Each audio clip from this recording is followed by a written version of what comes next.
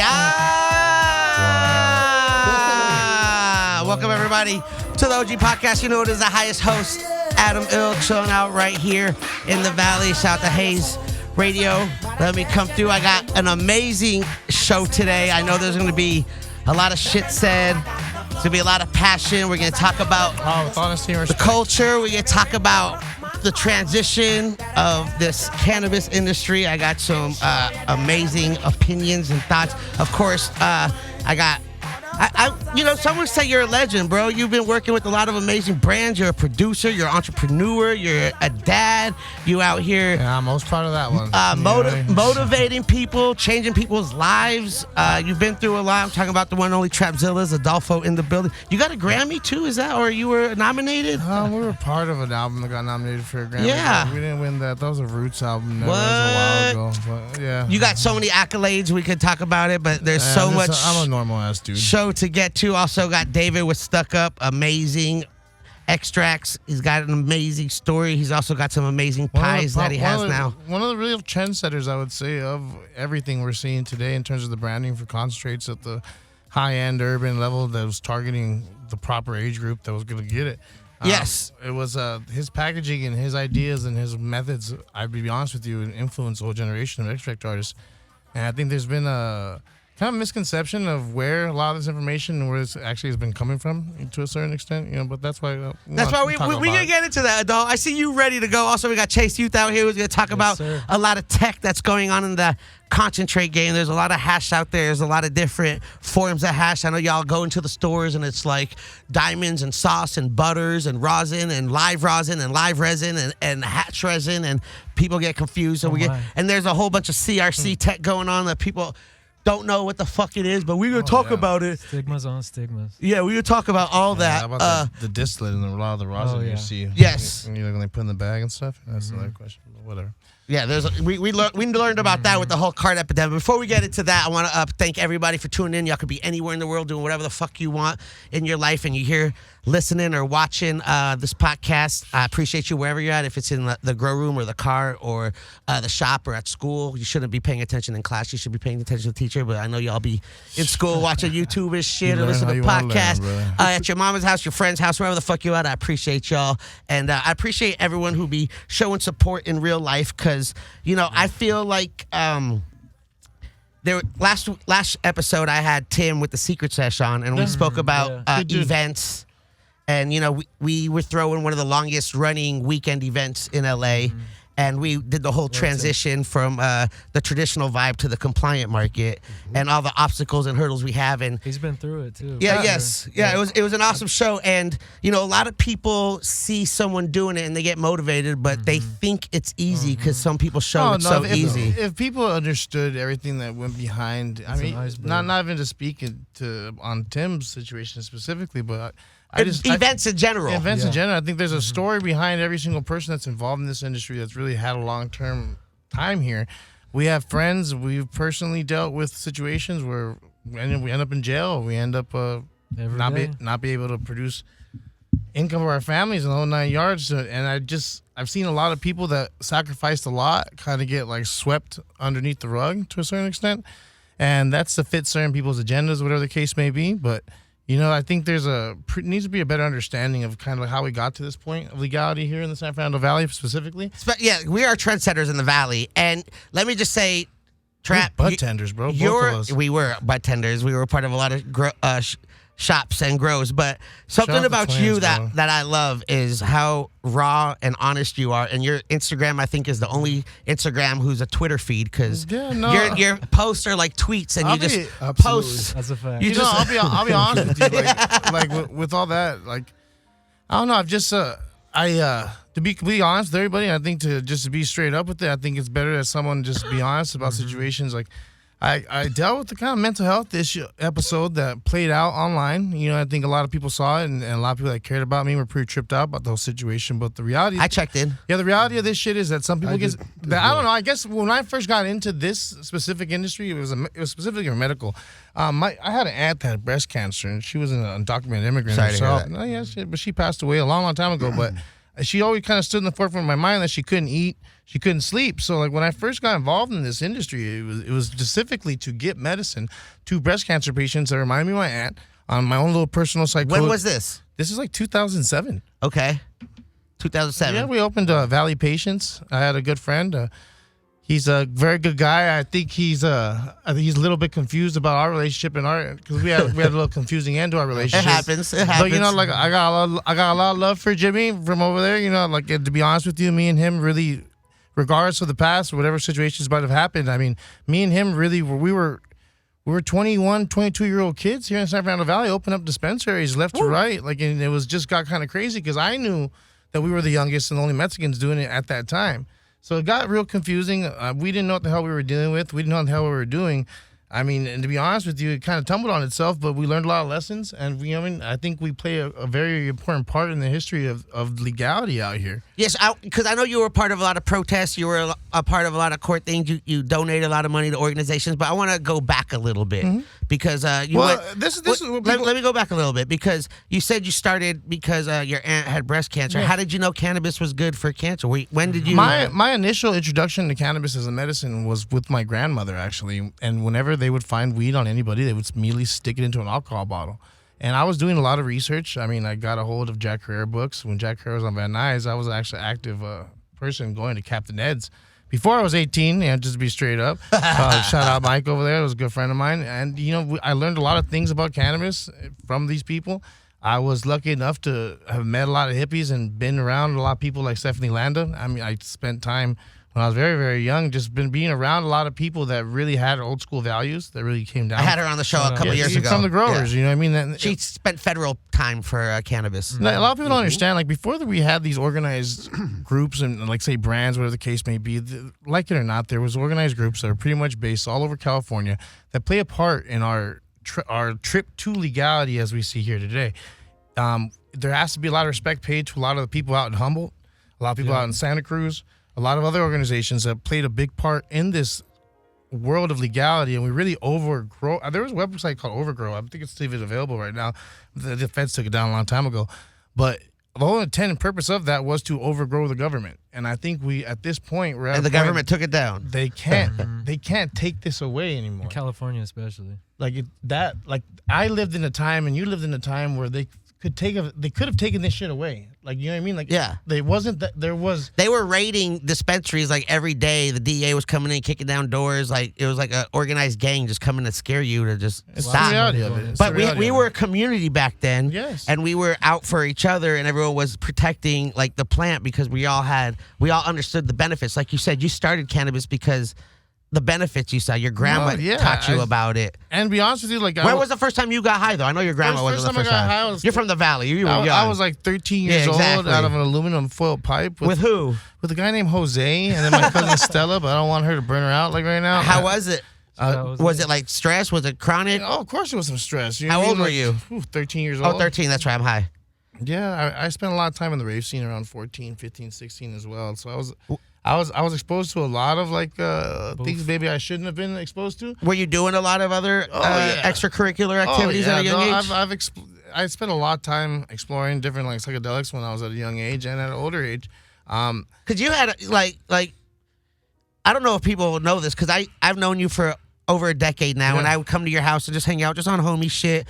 And like you would always have people over chilling, and the only person I kind of fanboyed over that you had over was McConan. He would just be chilling at your house. I remember seeing Lil Pump and Smoke Perp chilling, just hanging out. I see Fat Nick just chilling. I'm like, yo, to break that down in the simplest possible way, because to be honest with you, like that was a very interesting time in my life. If that makes any sense.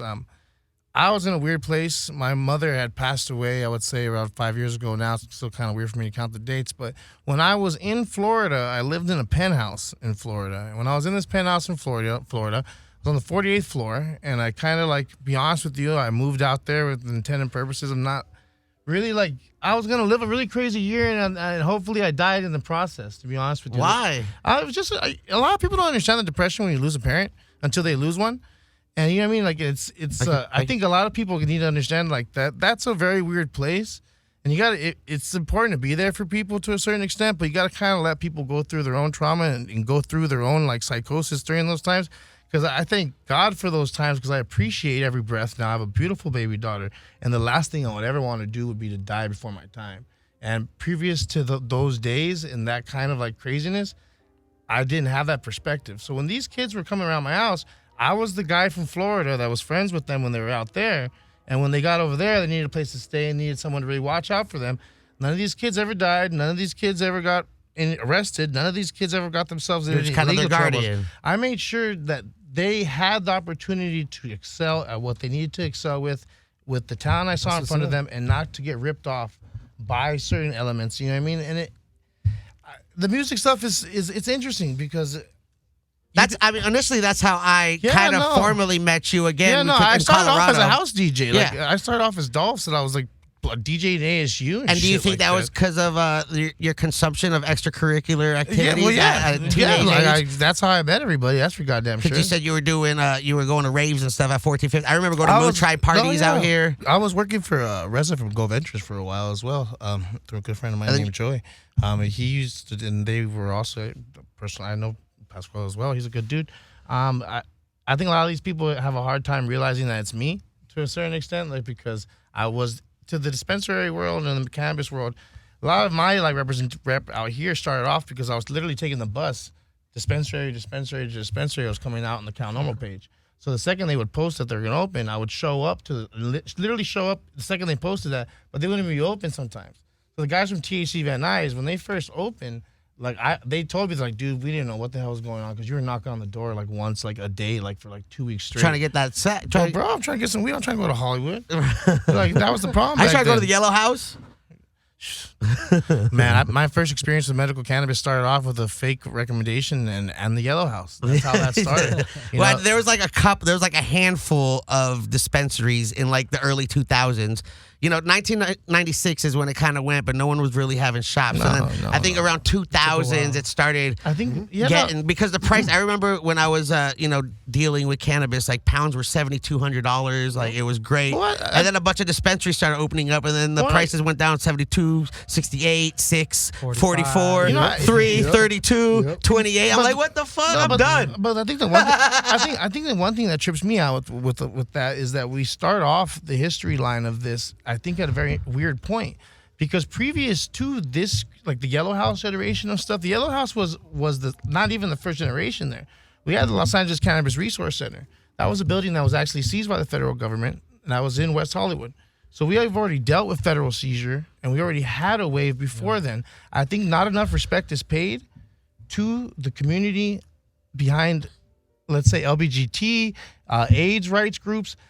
They started this. They did. Their blood and sweat and tears and passion for this plant is the reason why you have legality today. I mean, you still see Richard And I'll Eastman. be honest with you, it's like weird. Like a lot of these sessions and Yelling. stuff, it turned into a weird situation where, like, I don't know, like it almost felt like it was so, like, it turned into like such a macho thing to a certain extent, such an urban like branding, that I know that personally, like, it wouldn't be like normal for a lot of my friends that come from different environments, like LGBTQ environments, to even like participate into the session, other side's world. Not saying any open. It turned into a monster. Yeah, it turned into a monster. It happened with electronic dance music as well. It turned a bunch of bros and stuff. You know what I mean? But I think there's lost a lot of sight on how this actually got legal and what the vision for this going forward was. And like, we can have a recreational market, that's fine, but I think there needs to be more respect paid to the medical side of these things, because not all of us came into this trying to be some black market banditos. Our intention was to follow the letter and intent of the law and not have trouble.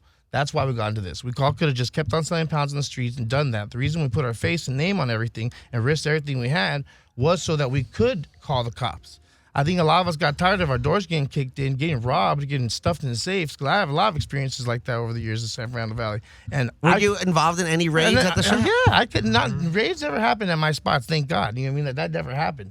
I was gone by the time the raids happened, thank God. Thank you for fucking me over on that one. You saved my fucking life on that one. Thank you, brother. Blessings in disguise, to say the least. Let's just say we had a little discrepancy in terms of what our business relationship was. I left.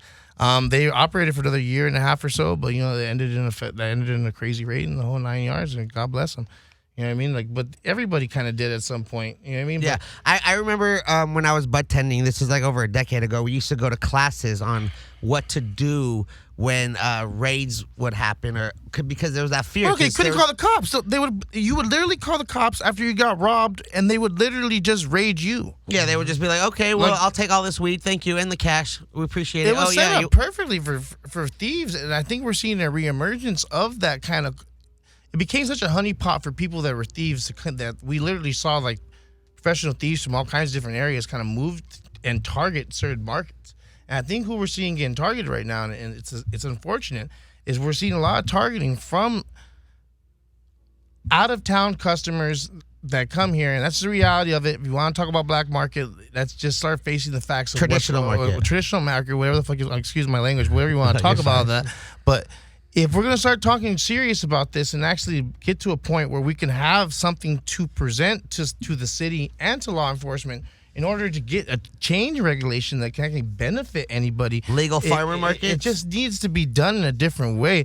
I mean, we don't bet, like, as much as I love seeing mushrooms at sessions and stuff like that, as much as I love that, I think there needs to be a certain understanding that everyone needs to operate with cannabis, and if you continue this market under the medical guise, the sessions and everything like that, I respect it. I have nothing but respect to that.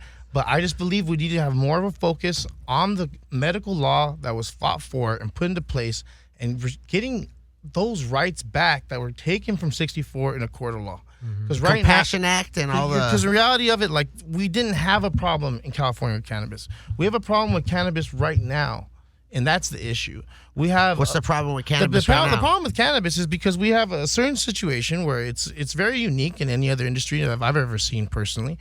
What I have found is that the same people that are investing a large amount of money on shutting down quote unquote illegal shops, whatever the case may be, because even though they would like to be given that word of illegal or rogue shops, the providing of cannabis under Prop 215 allows for this collective agreement. And I think there still needs to be case laws that need to be put into like that case, like actual cases to get through, to have some case law to get to actually through this. But from my understanding, most of the protections of 215 are gone. And if we're going to start talking about that, that's fine. But when I see a lot of companies that, not to throw any names out, throwing under the bus, but I think regardless of what happens at the distribution point through the distributor or broker or from the back door of an actual dispensary, I don't think that the same people that are trying to restrict the black market openly and are working with law enforcement on that should really be doing that. At the same time, they're feeding the black market themselves. And so they get a lot of products. At what point are they just another street gang? And I mean, and I see this, and I think that can start the conversation with local government and local law enforcement. Because this is the thing. If we really want changes here and we want to operate in a way that's going to keep people protected or at least have some type of protection in court, we have to work with local government and we have to work with local law enforcement. And I don't think people understand that, because when we all got into this with the medical stuff, it was to follow the intent of the law. It wasn't to break the law. I didn't come in this to be a criminal. As much as people want to say that, and they want, I have the Trapzillas brand, people assume things, but the reality is I've always wanted to operate in a legal manner, in a way that would benefit me and my family long term. And I think everyone involved in cannabis has that same kind of dream. We love this plant. We started off as little pothead kids, and look where we're at right now. Yeah, it's crazy. When you go on the medical, when they're gonna reschedule it to a different class, are you wanting them to just go Schedule 2 where it's only medical, or is it Schedule 3? I prefer to completely just deschedule it. I think I would agree with you on the descheduling completely, but I think there's too many like opportunists, or I think like people like to call them chads, that would see that culture vultures would see that situation, and with their corporate money and actual knowledge of like corporate world. That's the thing. Once this started turning into big business, it started reminding me of like lead generation and like call center, like aggressive sales force and weird investment like groups that have gone involved in this. This is not your mom. Like the reality, you know what I think? I think there should be a restriction. They should cap size even more. Why not? Like why do people need 100 lights? Why not just have 10 and let everybody have a license? And let's compete on quality. And maybe it's not a big business.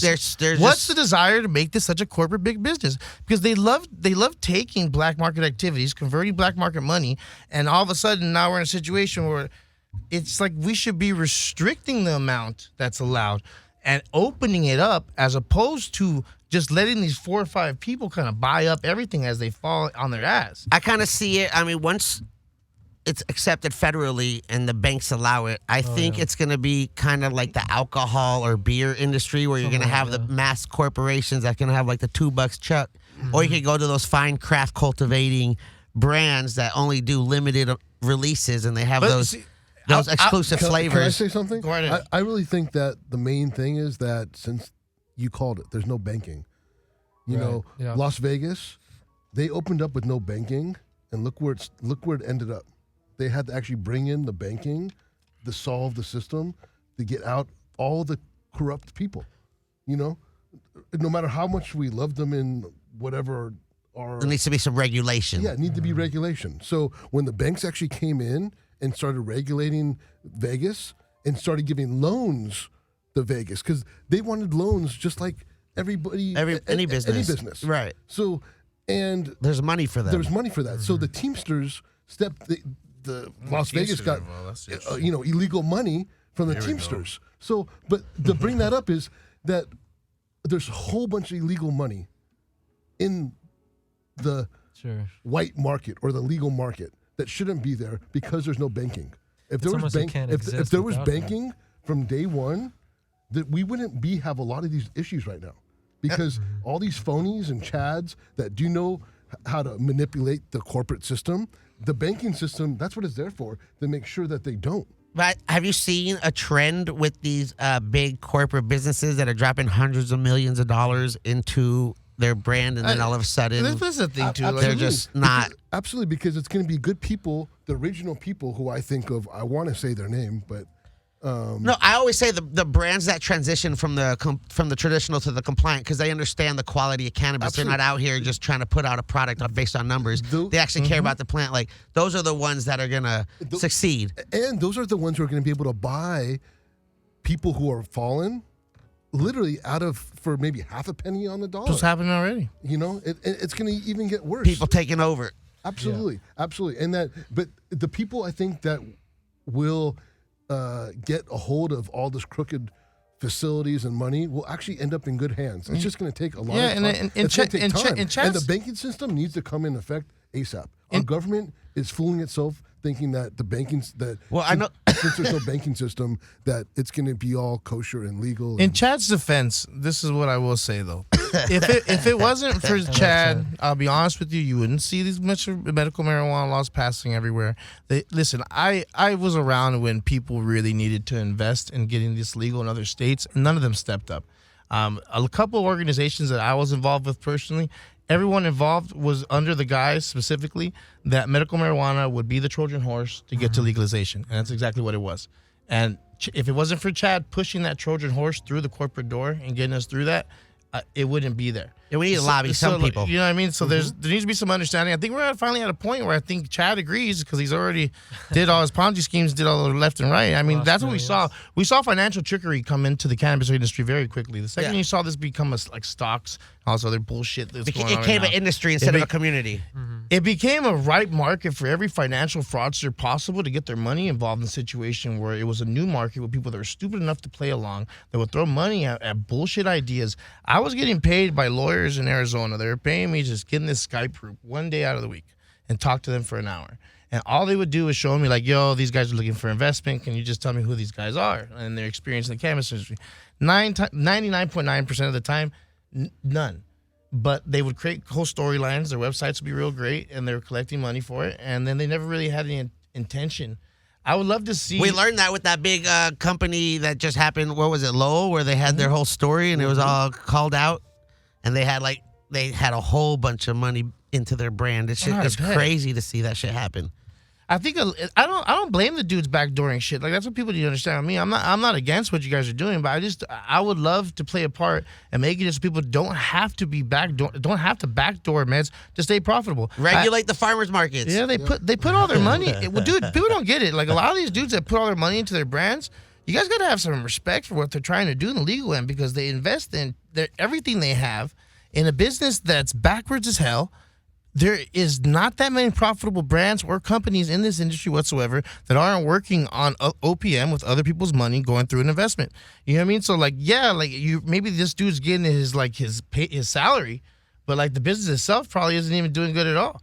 And that's the reality of it. People are like, they're our back door. I understand you're recouping your investment. You're making social security for you and your family. I don't blame you. And the companies that are making money legally in the white market are very not upfront about it. So we're not that sure exactly how good they're doing.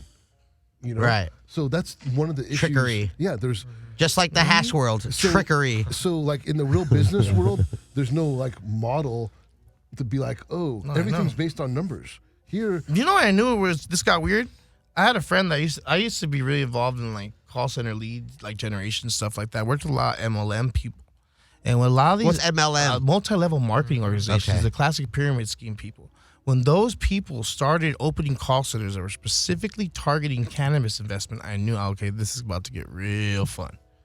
Real fun. Marketing all around. It's just marketing now. It was like a crypto. And we're seeing it with CBD you know what I mean? too now. Like there was that CBD craze, and now there's a decline of CBD demand because everything has claiming they have CBD and there's no CBD in it. It's just like a marketing term. It's just hemp oil. I'm seed just oil. gonna say, with all due respect to CBD, we bred it out of this plant. I had a good friend in Colorado. He's a really good friend of mine. Chip, I don't remember his name. David. The last name Styles out of Denver. But he used to tell me, like, specifically, he's like, we bred CBD out of these plants for a reason because THC has such a stronger effect. Now, I'm not going against any medical like practices. I'm not saying like fuck CBD, but fuck all you guys selling CBD, to be honest with you, because you're a bunch of fucking bullshitters and you've been preying on the fucking sick. And with these bullshit ass medicine, you don't know what the hell you're talking about. You've never done any type of studies that's proven shit. You got like 3 or 4 actual medical studies that can actually back it up. And if you would actually do the research on the studies, it involves such a high dosage of CBD that's what's being put out there is complete and utter bullshit. Yeah. That's well it's put. trash. I feel like you need the entourage effect. Fucking sense. You need like the whole plant. You can't just use the oil of the seed. What the fuck does that have? You're an MLM salesman. You're creating a product so you can sell not the product, but the dream of selling that product more. I'm about to release some CBD though. Scam. I'm about to release a CBD. I would love you or to. a CBD product. Why the fuck not? I mean, I've thought about it. I would trust your CBD. I mean, we got that CRC shit that's happening now. I mean, well, that's what I was saying earlier. The hash world, like we're saying with this shit, like the hash, especially being at these events all the time, like. You know there's dirty shit out there, and all of a sudden there's all this white stuff that's showing up. And Chase has a really long background with that kind of stuff. He's an independent consultant for a lot of major brands. You know, all the NDA shit. People don't want people to know that people are working in certain places. So, we're going to keep that to low. But I think you can kind of hit to him to get us an idea of what the hell this CRC shit is and what you should be worried about and how it's done and just get a basic overview.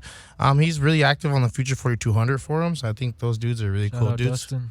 Yeah, that dude's fucking cool, bro. Like, I want to go to one of his weird, like, lots of land and just go on like a 3-wheeler and go chase some cows. Good buddy. You gotta come to a Good Life Gang meeting. I want to. Shout out Good Life Gang too. Good Life Gang. We out here living good life. Good people. Yes, sir. Yeah, so I mean, like I was mentioning earlier with the hash scene, there's so many different types of forms of it, as far as like the stability, the consistency, the type, THCA.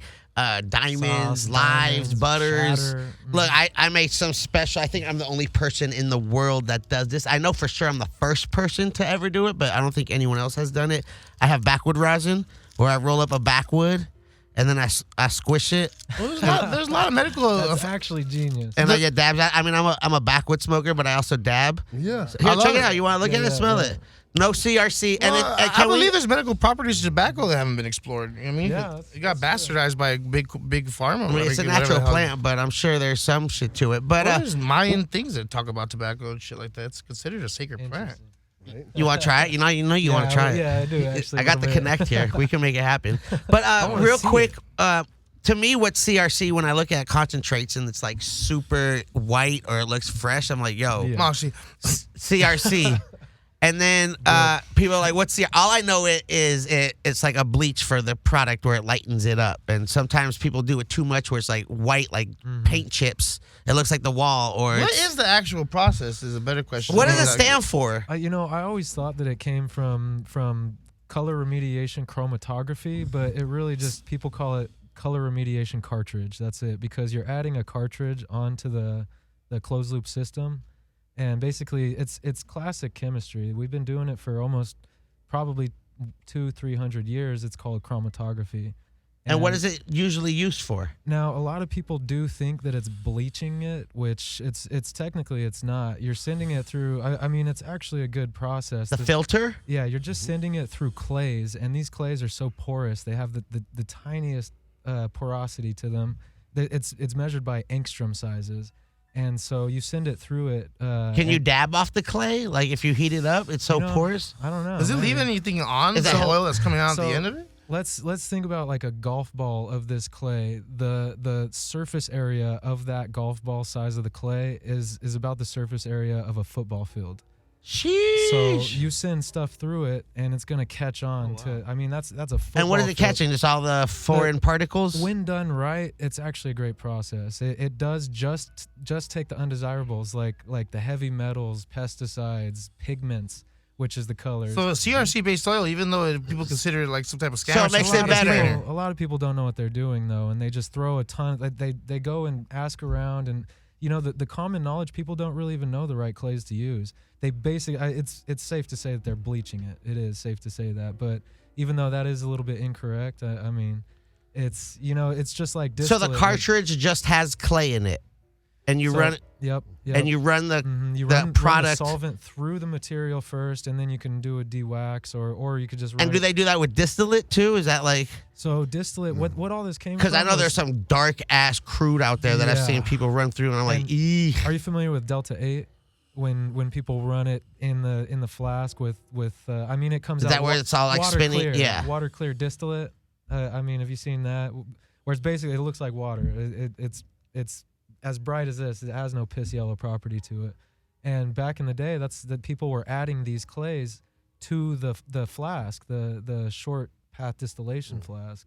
And when you do that, that is actually bleaching it. Like, but it's just catching. Is it adding anything, or it's just taking? It's really not, but it is motivating people to use very terrible starting material, and they're basically cleaning up. Is there a difference in quality at the end of the day when it's really broken down to that kind of level between the THC and CBD? It depends on if you're testing it. I mean, if you test it, you can find some of those things that will make it through when you're using terrible quality. So by terrible quality, we mean like pesticides, PM, pesticides, mold, exactly. bugs, spider mites. Like 3-year-old garage I'm not that trim. familiar with the laws of 64, but are they allowed to clean moldy material and turn it into distillate? If it tests clean, I'm sure. I'm sure the in test is the main. So they're allowed to do that. So Yeah. it's safe to say that a lot of these companies are taking their moldy material and cleaning it and going from there. I don't know. I don't know. One of the very first companies. But if it final product tests clean, I'm sure they don't care where it started from. Right. Yep. But let's not say that everybody is doing that. Yeah. But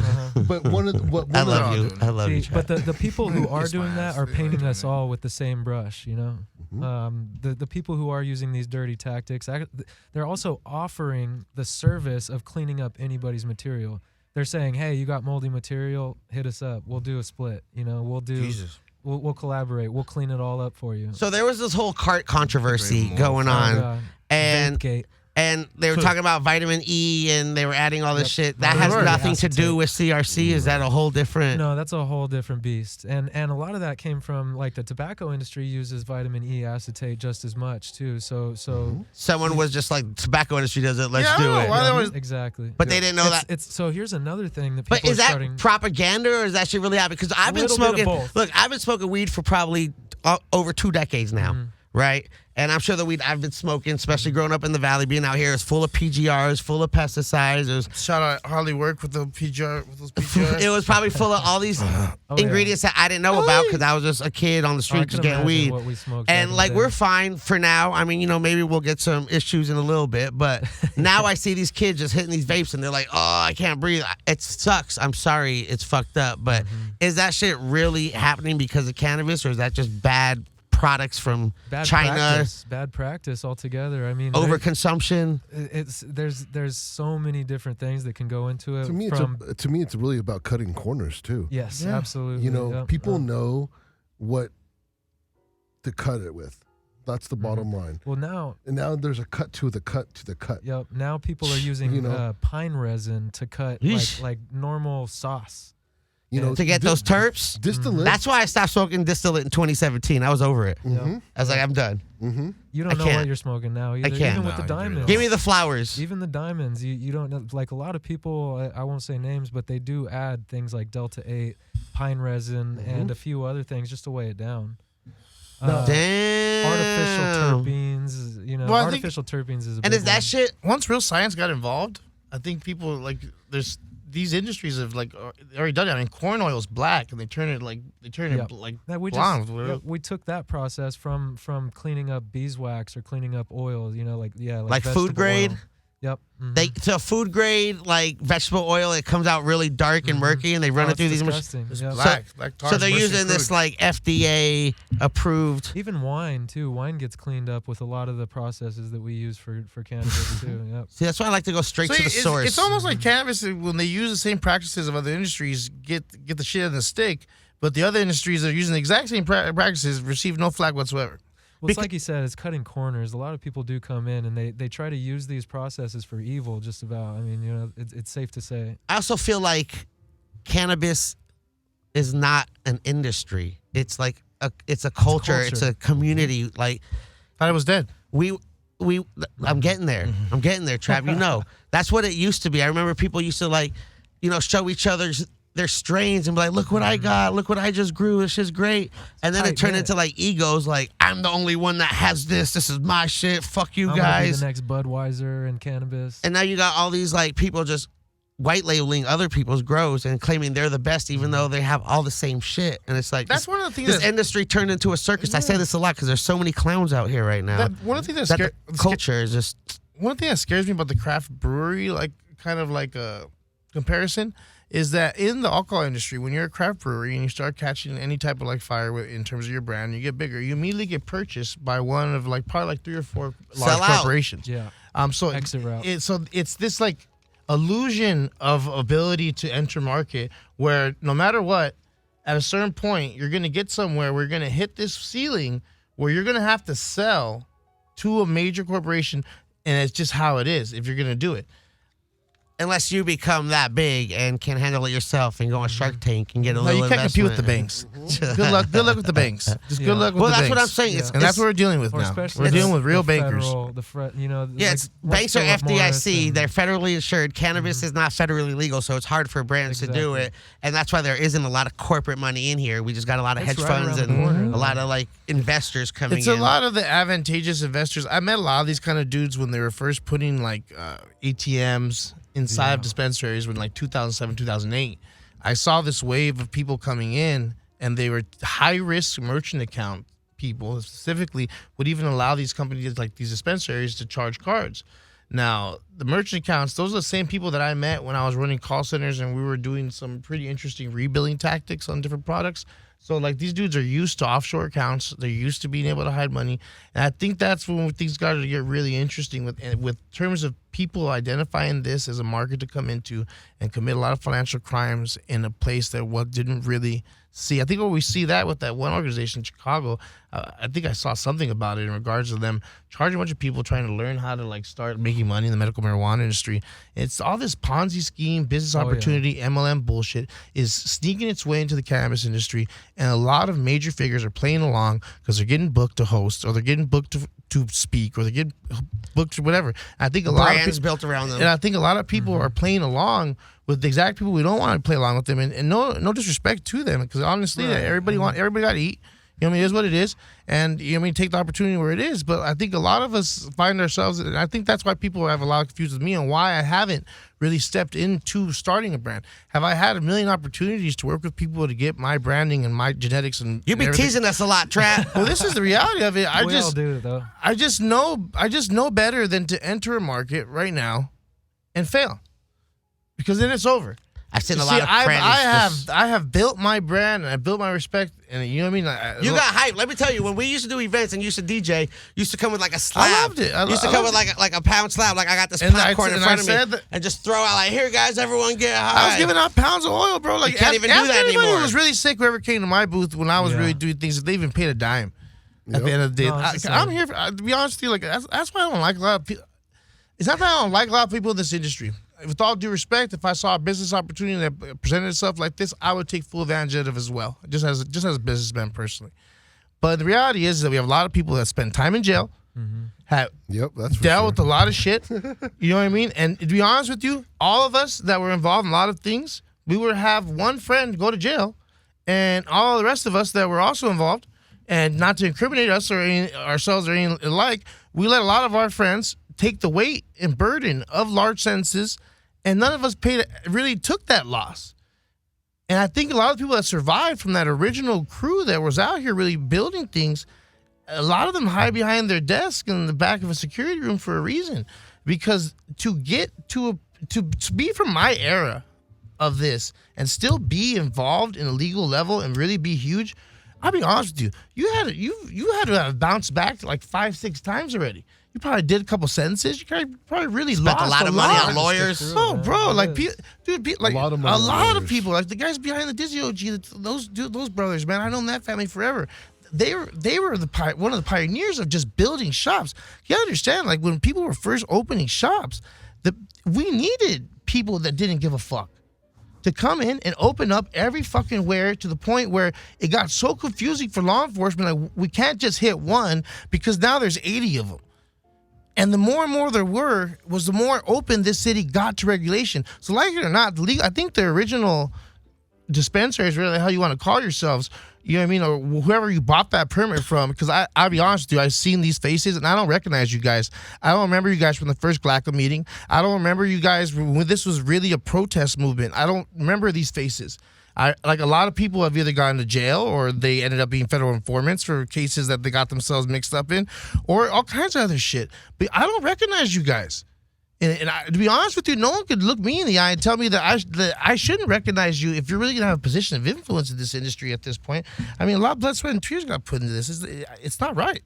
A lot of the marketing psychology is coming in, like the marketing psychology tricks. And I mean, because we've learned a lot about how to fucking market to each psyops. other. Yep.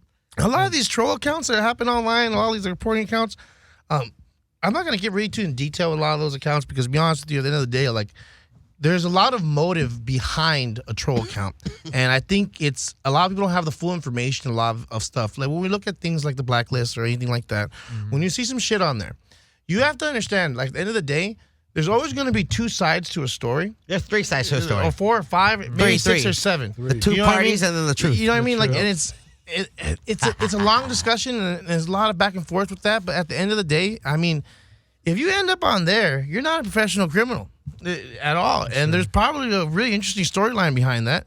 And who's to say who's right or wrong? But, you know, I think it's important that organizations like that are out there and are doing what they're doing. Do I agree with it completely? No, I don't. Is it any of my business? No, I really don't give a shit, to be honest with you.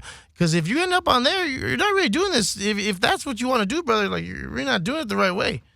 Yeah. There's like a malicious way to do things, and there's like a factual, investigative way to do things. It's pretty obvious, And sometimes a lot of these troll accounts, they just want to post shit for controversy and not really fact check and just cause a bunch of shit. No, and they feel like they're bettering the industry by releasing, but they're just causing more bullshit. Like I said earlier on the show. It's because it's like getting personal. Yeah, like I said earlier on the show, like it used to be a community, but now everyone just like has these egos and they want to be Shout out like Matt the River. first or the Good buddies best of mine. or want to be like the ones to make it happen, and they just post opinions and don't really OGs post of the facts. hash And if brother. they're trying to be a legitimate source, Yeah, they really should just going for likes and stuff like that, attention, you know. what that controversy.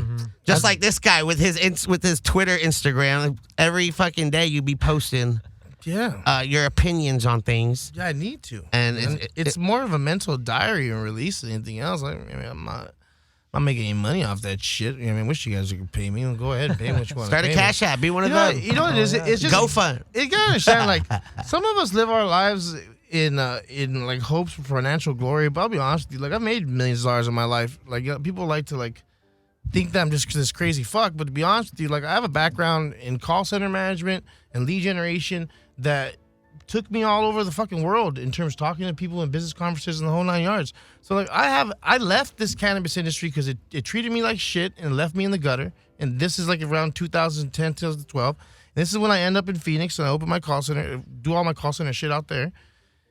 And I felt betrayed by the cannabis industry, to be honest with you, because, dude, like, you were, I think a lot of us felt that. Like, you feel like shit. Like, it's just weird. Like, you really feel like shit sometimes. Like, it's depressing.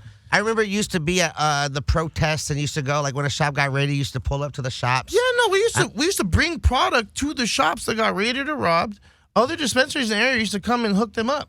Like, say you're good, bro. Like, you need anything, you need any help. Like, we're in this together. You know what I mean? There was a collective unity to this, and it doesn't exist anymore. Sheesh. There's a lot of toe stepping and headhunting going on. I said earlier, it's like, people out here paving the way and trying to make it look easy, and everyone's just hopping on it and not giving a fuck about the people who did it before them. I think we're seeing those robberies in downtown. I mean, with a lot of these situations. Let's be real. The downtown broker scene is the wild, wild west of brokerage scenes I have ever seen in my fucking life. You have people that are operating on Snapchat, and they're meeting people up. WhatsApp to do like 100-pound deals, and it's just like, why are you snitching? It's not snitching. It's not snitching. Snitching is in a court of law, and snitching involves two people that are part of organizations that operate under a certain code. To be honest with you, I came in this to not operate under the code of street organizations. I came in to operate a legal business in a legal environment and not have to deal with that bullshit anymore. My family comes from that. I'm not real proud to say it. But, my uncle, is responsible for a shitload of the heroin that ended up in California back in the day. So I'm not new to this shit. You know what I mean? And I think the reality of this shit is that it's just a lot of us aren't new to this.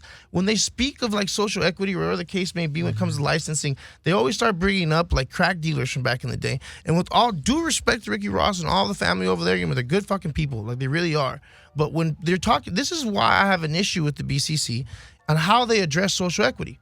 When they're talking social equity, they're not thinking about my buddy Stuckup, who spent a year plus in jail, or any of my other friends who spent a year plus in jail. They start talking about the drug war. And the reality is, I was never selling crack. You know what I mean? What do I have to do with that? Everyone who got into this cannabis industry was for cannabis. If we're going to talk about social equity, let's look who actually has blood, sweat, and tears and spilled blood in that world, as opposed to moving it to over there, because it makes no sense. Why do all the shit that we did and we sacrificed, why is that going to go to someone that has a base, you know what I mean? To crack dealers and shit like that. I don't want nothing to do with them, and that's all due respect to them. And I know they're probably involved with CA, whatever the fuck that is. More power to you, bro. None of my business. But I just don't think they have a place in cannabis. I think this has gone too much. The whole drug war, in terms of getting shit back from that shouldn't all be on the back of cannabis. That doesn't make any sense. When it comes to cannabis, though, I don't know if the real war has even begun, because what about once it gets federally, legalized, and then now Philip Morris come in and Monsanto and they already trademarked all the strain names too. Right. I mean, they own that shit. How do you trademark something that's not federally legal? Names, money, names. Mm-hmm. Terms. So Kush. Mm-hmm. Granddaddy Purple. Not only that, but a lot of Super the brands, Silver Haze. They own the trademarks to almost all the somewhat popular brands. They got. Would you say there's government organizations that consistently stay 25 years above in security and other things? Would it be safe to say that there's some type of federal organization that is 25 years plus ahead of what we are seeing in the world of extraction in terms of marijuana? And I guess what I'm saying is, do you believe that there's any type of research being done internally in government agencies regarding cannabis that are not being disclosed and are of high importance? Because from my understanding and from research that I've done on my own, I really believe that they've probably found or cured cancer and cured AIDS and everything else, and it's not economically feasible. Not to be conspiracy theory, but do you think how much money would they lose? A lot of people don't understand. The state of Arizona, there was a sheriff's office in Arizona that has a fully functioning lab. Absolutely, they are taking. They are in Arizona when they grab. If the sheriff grabs your weed, he's gonna take it to the sheriff's lab, and they're gonna make that shit into distillate. Now, is that ending up back into the Arizona legal market? Who am I to say? Damn. Who am I to say, right? Who am I to say? But the reality is that if you do your research, this is public knowledge. It's publicly being discussed, and it's the reality of it. Trap is going there because it's the truth. We could talk for another hour and you can keep going. I think you need to smoke more weed. I got some man, backwood rosin. I got some Skittles rosin here. Well, None of it is CRC.